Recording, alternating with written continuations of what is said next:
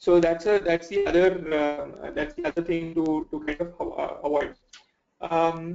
Fourthly, once you have kind of decided to work with some of these guys, what you need to also ensure that you listen to what they have to say.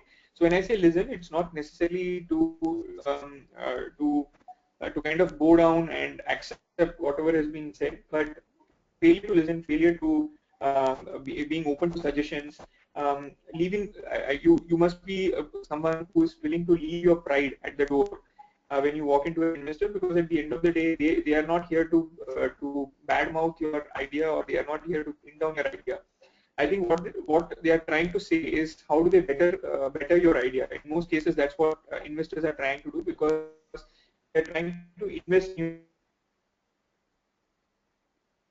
and make you better. They're investing is so that they can make money out of the investments that they make. It's a win-win situation. So don't get defensive about suggestions coming through. They are being said because they have got experience of having dealt with several entrepreneurs like yourself, and they have made these bets, and some of these bets have actually come off. So failure to listen again is another area that investors don't like. Um, the fifth one would be in terms of avoiding what I call as analysis paralysis. So I think a lot of startups and even companies which are more mature tend to go down this path wherein they analyze to a point where they are at fault. Uh, Sometimes seeing the future is not an exercise which can be constrained or kept into an Excel spreadsheet. So investors beyond a point in time also look at what, as I said, what is the problem that you're trying to solve, and how best can you solve this problem. So nobody is asking you for accuracy in numbers. Nobody is asking you for the fact that whether your Excel skills are terrific or not. Nobody is asking you whether you need to make a certain amount of EBITDA, profit margins, sales percentages growth, etc., etc. I think getting into too much of analysis also puts a doubt in the minds of the investor as to whether the plan itself is credible or not. I think go with a plan which you believe, build a plan for yourself rather than building it for an investor, because that actually builds credibility. Take feedback, okay, because the planning process is also an iterative process. You may not get it right. In most cases, investors will, you may build the first draft of the plan, but when the investors get excited about your idea, it's always about co-owning the process and making sure that the feedback of the investors and stakeholders is taken, and then the plan becomes an iterative process till you get it right. Other thing is not to get too overwhelmed or confused in terms of the ideas that not just the investors but also a lot of well-meaning people can give.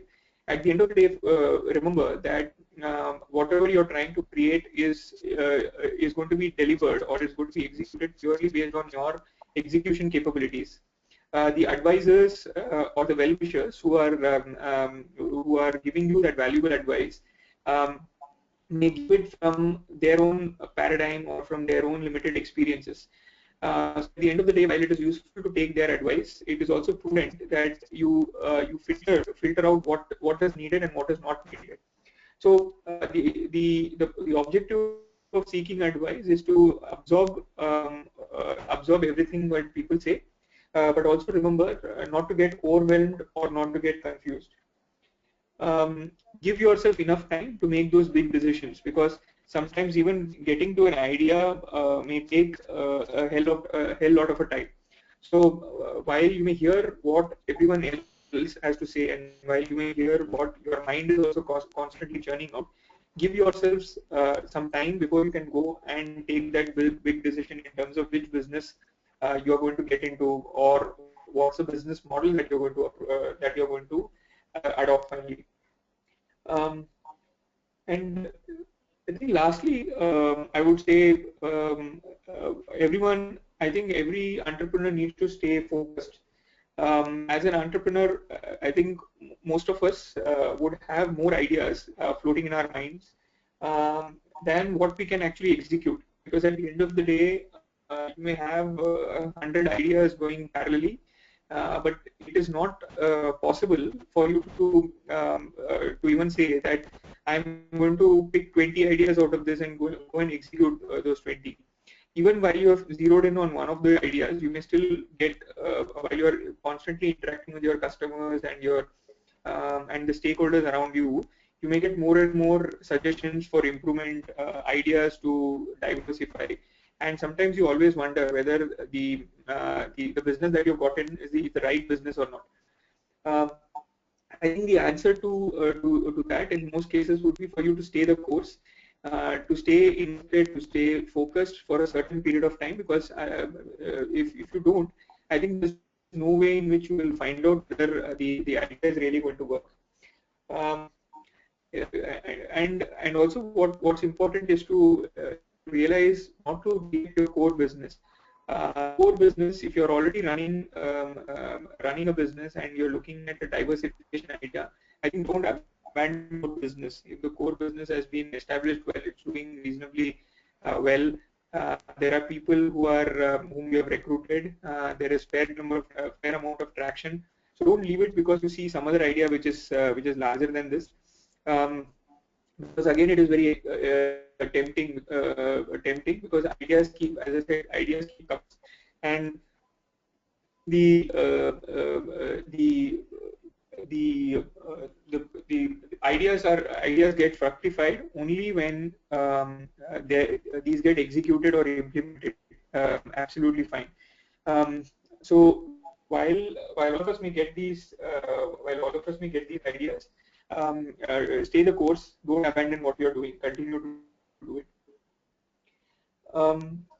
So I think to end, I think just to summarize the 6 points, the 6 things that investors would not want to see in you is first, make sure that your own criteria fits the investor's criteria.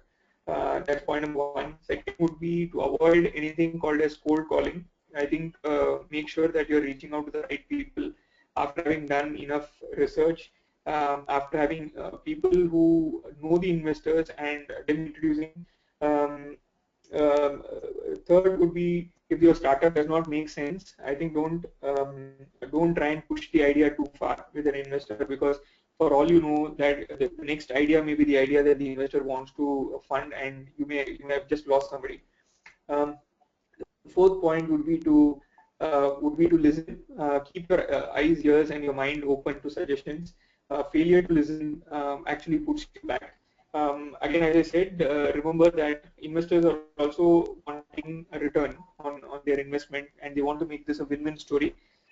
So don't treat them. Don't think that they are here to screw your happiness. They also want to. They are into what you want to do. Fifth, avoid analysis paralysis. Take feedback, but also don't get into a mode where you're analyzing too much, where you're taking too many suggestions. And when it comes to taking the big decisions, take your time. Finally, I think staying focused. I think this is fundamental to whether you're an investor, whether you're an entrepreneur, whether you're looking to raise capital or not. I think staying focused is what will get you closer to your business goals. Um, because all of us get more ideas than what we can execute. And if you're already running a core business and you're thinking of investment as an area of diversification, or you want to start a new business, don't neglect what you've done, what you've built. Stay the course. So with this, I would like to conclude this session of the webinar. I want to encourage all of you to ask some questions so that I can take them. Again, as I mentioned, this is purely all these 6 or 7 tips that I put out. These are all coming out of experiences that we have seen with other companies that we have worked with, our own experience when we had to go through a fundraise, after having dealt with several investors. So, any questions would be most welcome. Thank you everyone once again for having attended this seminar. I look forward to having you once again for the next session, which we would organize very shortly. Thank you so much. Over to you, Harshil. Yeah, thank you, Deepak. We have a few questions over here. The first question is, are investors finicky about business names?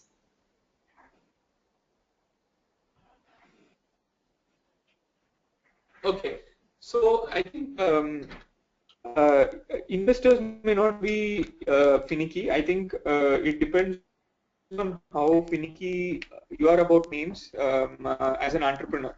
I think names make a difference to a lot of businesses, but it makes a difference to IT, mobile, and tech businesses in particular. So just to give you some examples, I think if the name is catchy, if it's a verb which denotes action, and if it is different, if it differentiates from other company names, then clearly it's got a bit of an advantage whether the investor wants it or not. So let me give you some examples. So if it's a name which is short, catchy, and memorable, for instance, the word Snapchat, right? It's a short name, it's a catchy name, it's a memorable name. You won't forget it. Or you want to make a name which is very distinctive. Okay, which would be an Uber. Uber is a very distinctive name. It does not have any meaning in English, but it's very distinctive. Or you want to have names which are a verb or an action. So for example, WhatsApp or a Google. So people today use WhatsApp almost as an action. So when you interact with a colleague or a friend, you would say WhatsApp me his number. So which means you have almost used it as a verb. Or you would say Google the word, right? You no longer say search the word. So having great catchy names, having names which are distinctive, and having names which are action-packed definitely makes a difference. But you would probably go to an investor even before you would go to an investor after you have selected a name and not before. So the selection of name invariably happens before you get to an investor. So it is more of an entrepreneur's responsibility than an investor's responsibility. Sure. So the next question is, how popular is debt investment, especially bank loans, option for new companies? Sorry, Harshil, can you repeat the question? Okay, so the question is, how popular is debt investment, especially bank loan, for new companies? Yeah, so I think the answer, the brute, the frank and brutal answer to this is if you go to an institution like a bank, they would not fund, they would not extend a debt to you, a loan to you, simply because unless you have got some kind of a collateral or security. So bankers are fair weather friends, okay, and they will hold out the umbrella when the sun is still shining. So at the end of the day, they have got a business model which is not a risk-taking business model. So I doubt whether, as a tech entrepreneur, you'll get any kind of funding from a bank. Having said that, I think the bankers also, there is also a scheme called as the CGT MSE, which grants loans of up to 1 crore or to companies without collateral. Okay, so I think apart from that, today the ecosystem in India is such, and I don't blame only the bankers for this, because the last few years, bankers have accumulated huge amounts of debts, not because of startups, but because larger companies have kind of defaulted. Out of the 5,50,000 crores bank loans which are NPAs on the bank's balance sheet, up to about 4 lakh crores are from larger companies. So banks have become a lot more conservative when it comes to extending any kind of finance, and they wouldn't do it for a startup, for the simple reason that startups cannot afford any certainty in terms of how many years the startup will last, irrespective of the fact whether the startup makes it big or not. And secondly, the startup will not be able to provide any kind of collateral. So approaching a bank may not be the best option for a startup, and which is why I think most startups go to a angel or to a VC fund, even though it's expensive. Sure. So next question is, recently small businesses, secondly, small businesses stock exchange listing was started recently. Can you elaborate on that option?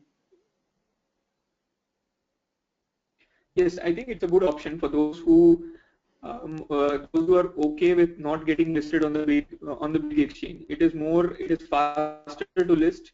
The norms in terms of profitability, which is a prerequisite in the large exchange, which says that 3 years of profitability is a must, and and the cost to list on the small exchange is significantly lower than the cost to list on the larger exchange.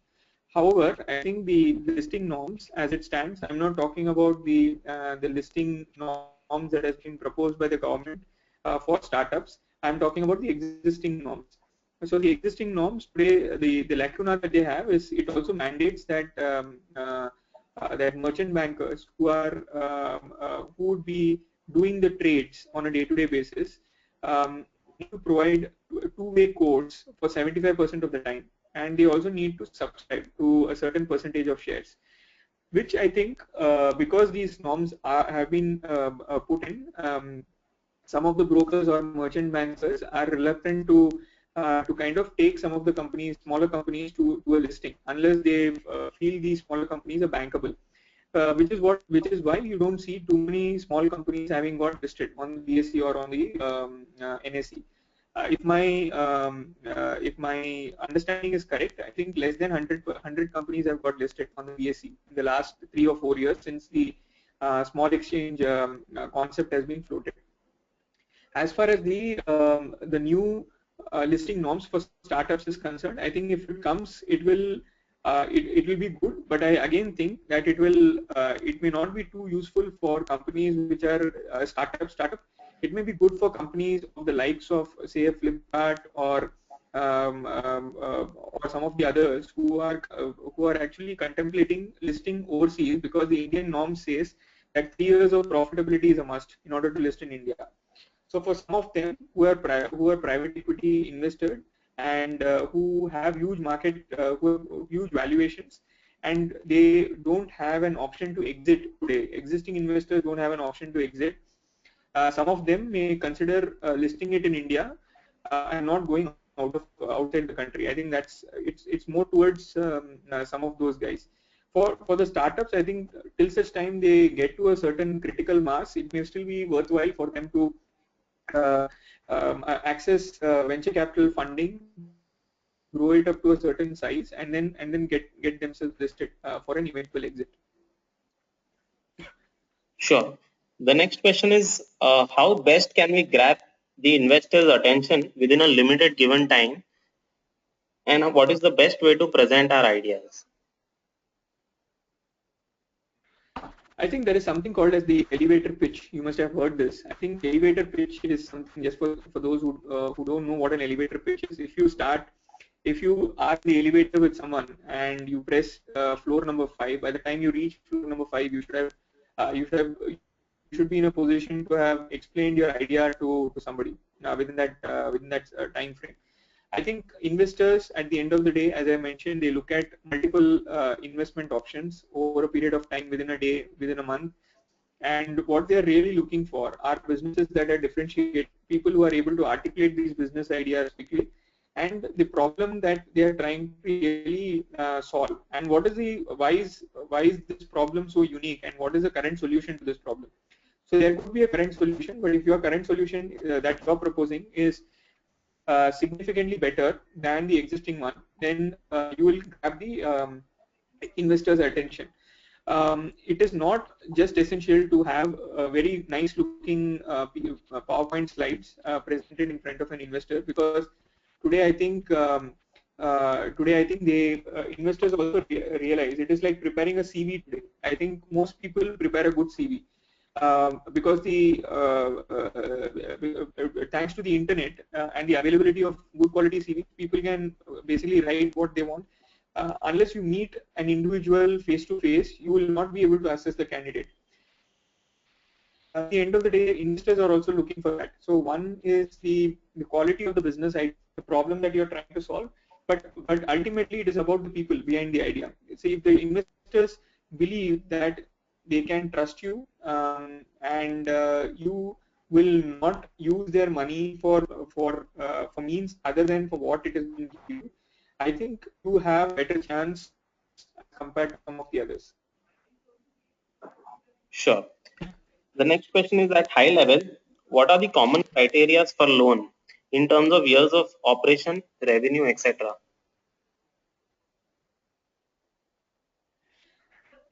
If you are a startup, I already mentioned to you as to my views on the loan piece. But if you're not a startup, I think one of the things, if your loan can be either of can be a working capital loan or it can be a term loan. Working capital loan is essentially to make sure that that it's a funding gap available to fund your collection period. So, for instance, if you have customers to whom you bill and it takes you 2 months for you to collect the money back from the customer, then a working capital loan can be extremely useful. So typically, these loans are secured against the debtors themselves. And banks will lend once they are confident about the quality of the companies who are your customers. Then they would lend. The other type of loan are term loans, and these are loans which can be used for expansion. So when I say expansion, it could be, let's say you're buying, you want to buy office premises, you want to invest in plant and machinery if you're a manufacturing company. So again, these are secured. These are secured against the plant and machinery itself, against the land itself, against the building itself. But more importantly, if it's a term loan, then investors or bankers would look at essentially a track record before they can extend. A working capital loan is much easier to obtain than a term loan. But having said that, if it's a startup, if your question is intended as to how a startup will be able to get working capital facility, I think it's fairly tough. Because at the end of the day, a startup may not have a great list of customers, and it may also not have the confidence of the bankers, and more importantly, bankers will find it very difficult to grant them anything by flouting the norms that they have. So, hope it answers your question. Sure. The next question is, if you take money from friends and family in the early days, how to manage to give them shares when the company grows in the future? So when you take money from family and friend itself, I think you could engage a third party valuer, okay, and get the company valued, and therefore based on that valuation, you could give them percentage of shares. That is one approach. The second approach would be for you to take this money, treat it as a loan, but tell your family or your friend very clearly that once the company gets its first round of investment, whatever valuation the investor comes in, you will get the same amount of valuation. So, example, if let's say you raise 1 crore from a family member or from a group of friends, and you decide that this will be a loan for the time being, but this will be converted into equity at some point in time in the future, and let's say an investor decides to invest in your company in a year's time, and he values the company at 10 crores, then what it essentially means is that the equity that you're diluting in favor of your family or in favor of your friends is 10%. So you could either you could get an independent valuer, get it valued immediately, or you could give them the assurance that this would be converted into equity once the investor comes on board. Sure. So the next question is, it is believed that if you say you have no competition, investors assume that you don't have the complete understanding of the market. How true is that?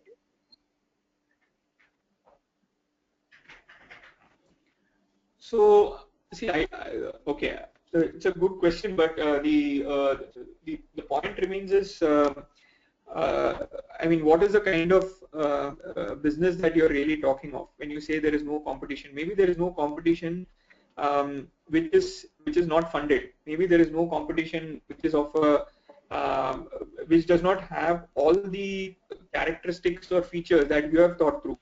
So maybe somebody there are 4 or 5 people who do individually those things that you cumulatively bring to the board. So, or are you really saying that if you don't have competition, then you could be the next Facebook or the Google when they actually came through? So if you believe that you are the next Facebook or the next Google, and you are going to change the way people think, behave, and people think and behave, then truly yes, you don't have any competition, and competition will not come in only for a certain period of time, because beyond after that everybody will try to become the next Facebook, the next Google, though I think nobody became as successful as them. In the real world, I think ideas like those will come once in a lifetime, maybe, right? Once in 20 years, once in 15 years. So while I think most of us would start businesses where, if not, as I mentioned, if not, there may be cases, or there may be companies which may not have everything that we are doing, but there may be companies which are individually doing some parts of it.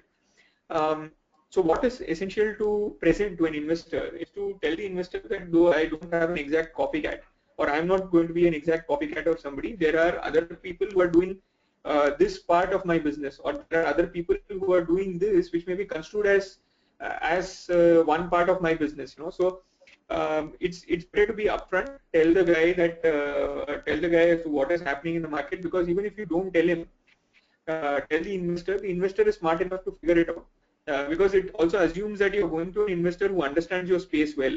And if you go to an investor who understands your space well, he or she is evaluating more proposals and seeing more companies than what you're doing and what you would have researched.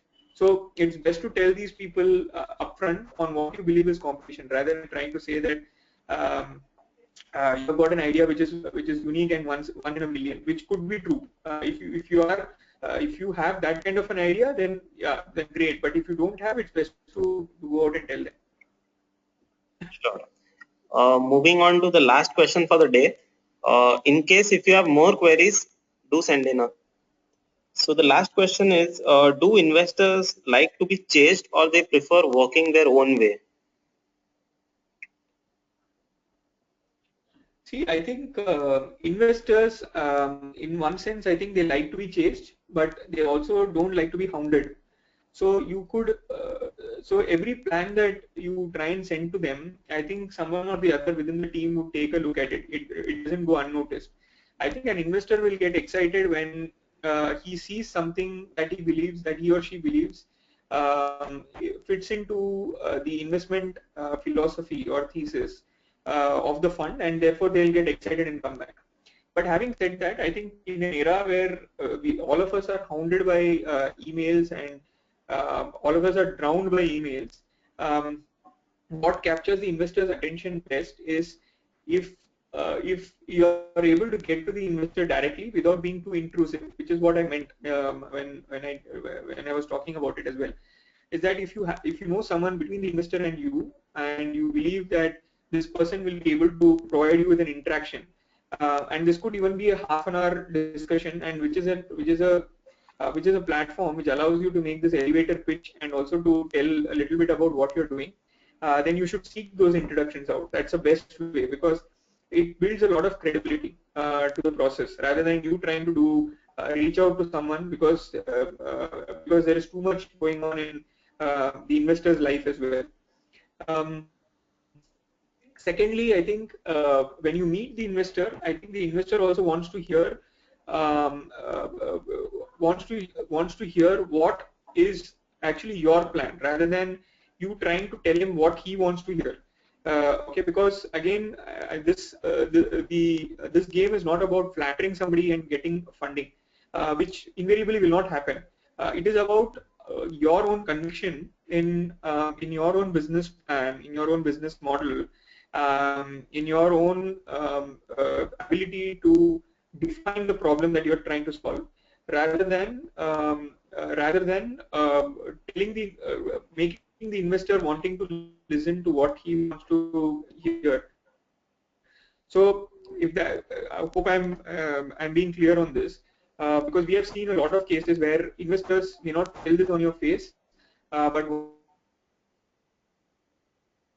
they try to once the meeting gets done, I think ignorance of the meeting, they may just trash this idea because they know that you've been trying to flatter them and not trying to build a business case for your own product or for your service or for the business that you're trying to build. Yeah, to answer your question, yes, they definitely get put off if you're too intrusive and if you keep pushing the case too much. Sure. I think, Deepak, there are no more questions. Thank you for all your answers and conducting that insightful session. Thank you all for participating. Thank you, everyone. Have a good day. Bye.